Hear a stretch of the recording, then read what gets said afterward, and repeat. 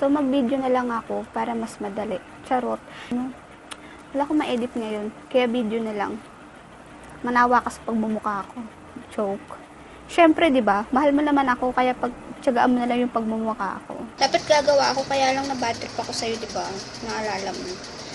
Pero okay na yun.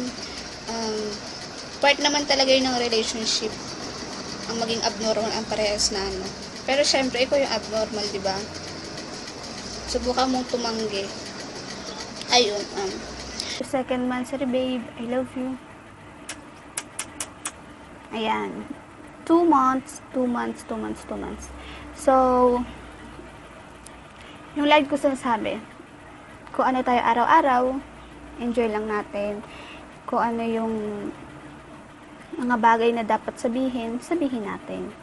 Wala dapat mga sikreto, hindi dapat gumagawa ng mga bagay na alam natin masasaktan yung bawat isa. Then, yung pinaka gusto ko na ayaw kong gagawin mo is don't make promises.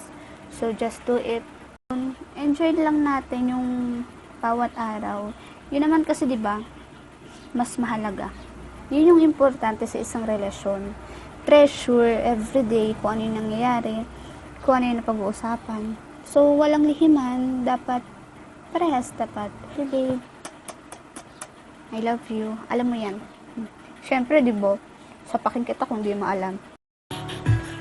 Nung unang beses masilayan ko ang iyong kagandahan na parang merong tumulak at hindi nag-aalinlangan na pasukin ang tadhana tayo pinagtagpo. Ngunit hindi magagawa sa'yo'y makipaglaro at tinatat sa aking isipan na lahat ay gagawin para sa'yo aking sinta upang iyong mahalin.